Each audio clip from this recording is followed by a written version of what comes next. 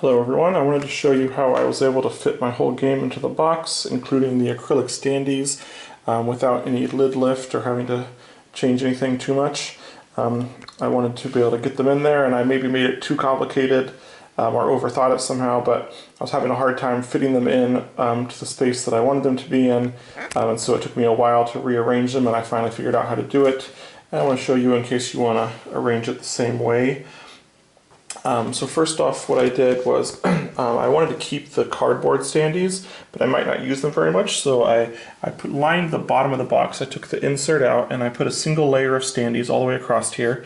There are a few too many to do a single layer, so the leftover ones I put they're actually 3-layer high right here. There's 1, 2, 3 layers across to right here. So just this little rectangle right here. Is all I did, and the reason being, if you take the insert and you flip it over, you can see that this section right here has a little more space to it, where the these two holes are right there. There's also a big gap here where the stair step is, and I'm going to use that for the bases that came with the game. If I line those up right here with the stair step, so they're perfectly lined up there, and then my little rectangle there is lined up with those two holes. And then when I put the insert back in,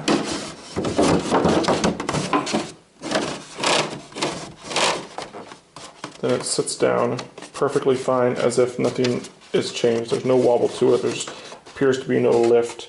It fits perfectly in there, and you can't even tell that anything happened.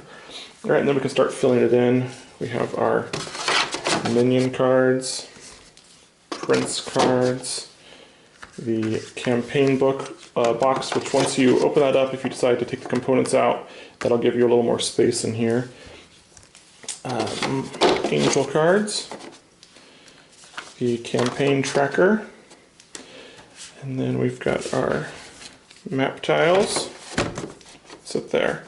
Over here we have our card slots. Now I have not received my card sleeves yet, so I haven't opened these yet to put them in the sleeves, but I've ordered them. I got the ones that Andrew recommended, the Sleeve King 60 micron American mini sleeves, according to what he said, that these should all fit in here with those sleeves on and be just fine. So I look forward to sleeving these and fitting them in here. They should fit with sleeves. And now I had so much trouble trying to get the acrylic standees to fit into these two holes. But here's what I came up with. And you may find a better way to do this, but part of my plan was to use the Angel Minis more than the standees. So I wanted my Angel Minis to be in the bottom since they'll be pulled out less.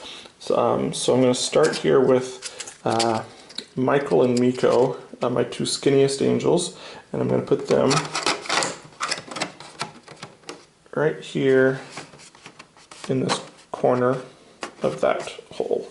And then I take Coltro here, and I'm going to stand him up next to there.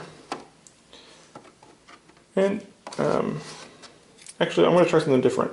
This may not be necessary, because I've been doing that, but I'm going to try something else here. I'm going to take all of my princes in no particular order, and the one exception is the largest prince, which I don't want to spoil, should go in the back here, because he's going to slide down on the outside of the angels.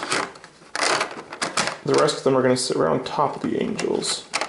So I just kind of wiggle that big one until it gets on the outside of the angels. There we go. And then it fits just perfectly in there.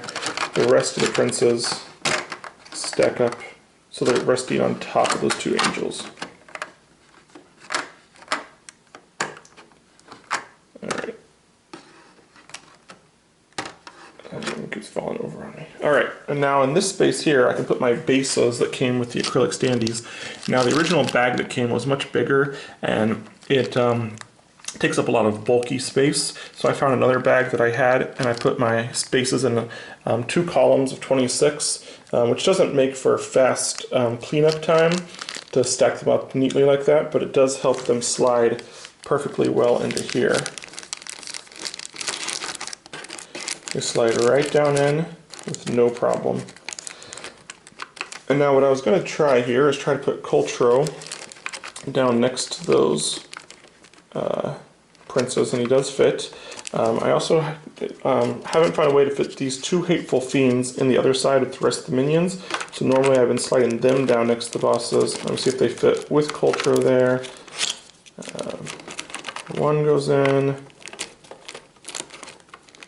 The other one might not go in. So normally I put Cultro here on the side so that he does not get that space there. Let me try to put him back over here. Alright, take those minions back out, take my bases out. Normally I put Cultro right here in the corner, and he's going to go back there, because that didn't work. Alright, put the bases back in.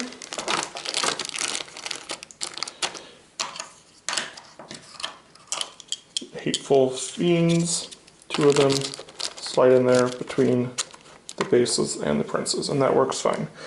Alright, and now the other side, again we're starting with angels on the bottom. Something to keep in mind is that I don't have my Shula acrylic. I put in a request for a replacement, but it never came, and so my arrangement could change slightly when she does get here. But I take all the angels with one wing sticking out, and I'm going to put them facing the same way. So no particular order on these, just all my angels with one wing. And then the two biggest angels, Azrael goes in at an angle, and Sardius.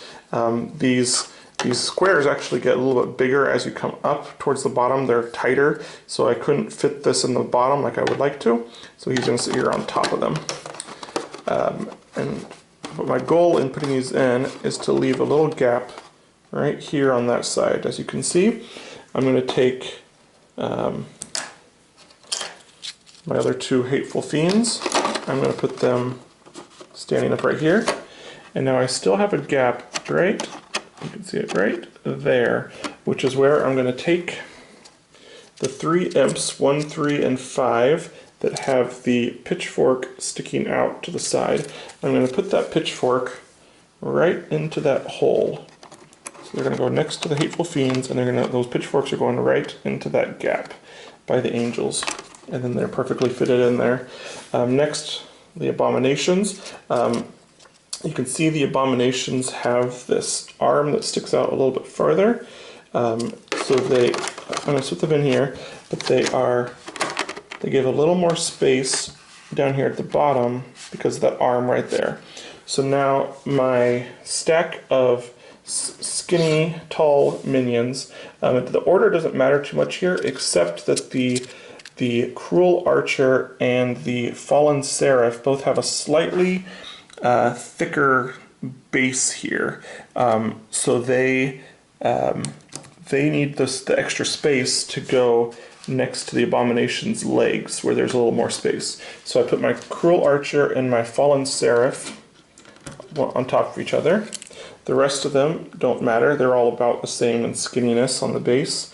And then I put all the bases facing to the left so the bases can slide down next to the Abomination.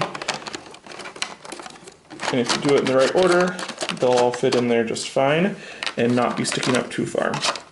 And then next, it doesn't really matter where you put these, the last three imps, 2, 4, and 6. You just can slide them in somewhere over here in between the rest of those minions. And there you have, I put the bases down facing the same direction as the other bases, and all the minions are in there, and they all fit just fine. Now I'm going to put my player aids in, and my intercessor card in, and there is no lift at all. It fits perfectly fine, and everything is touching right where it's supposed to touch, hitting the plastic, and that fits everything great, just like that. Alright, next we have our token tray here. There was no guidance on the token tray, so all I did was punched out all of the tokens and stood them up in a pile to see which one was the tallest, and I looked for the sections to see which section was the biggest for the tallest stack. So the tallest stack is these damage tokens, 1 and 5 damage, so they get the biggest section, which is right here. The next tallest stack were the ability tokens, and so the second largest section was right here. After that, we have shield tokens, which can go right in this one. This is the third biggest. And then it gets a little more ambiguous on which one's the biggest section, but this one I think is next. And so I put the next tallest stack of Wither there.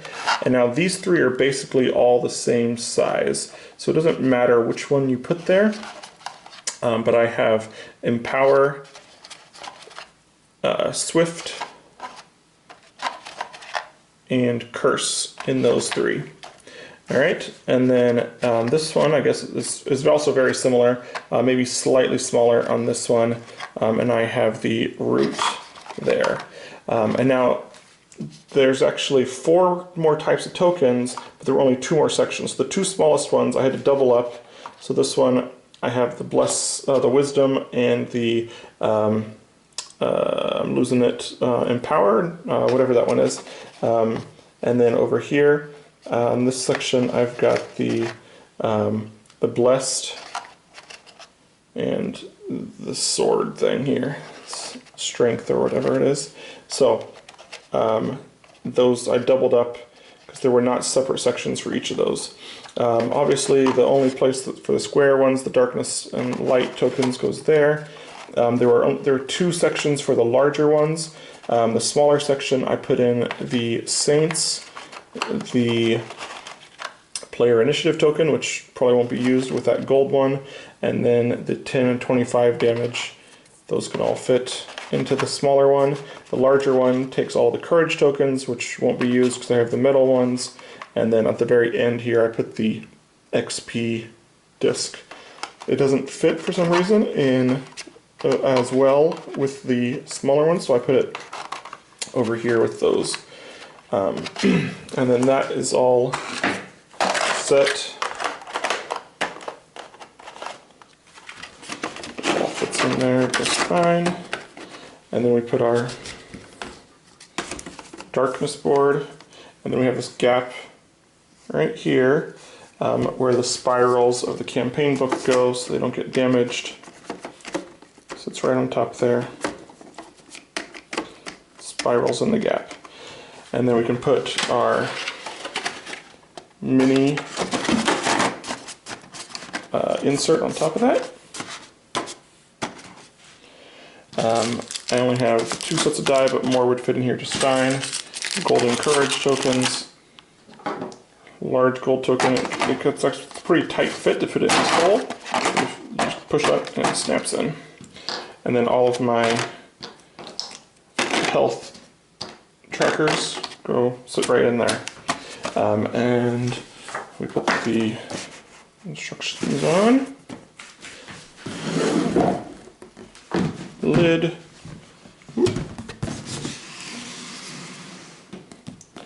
Alright, and then let's take a look at lid lift. You can see all the way around. There is no lid lift. It all fit in there just fine. And the last thing I'll show you is how I store my playmat. I use these for all my playmats right now. This comes from Hobby Lobby. I believe it's $8. It's a rolled art tube. You can twist it right here to expand it from anywhere. I believe it's something like 24 to 40 inches, so it can hold a pretty big playmat. And then you can fit it right in there. This mat is pretty big, thick and long, so you have to roll it pretty tight to get it in there. But then it slides right down inside. It's sticking out a little bit there, but I could expand it if I need to. And then the lid comes up.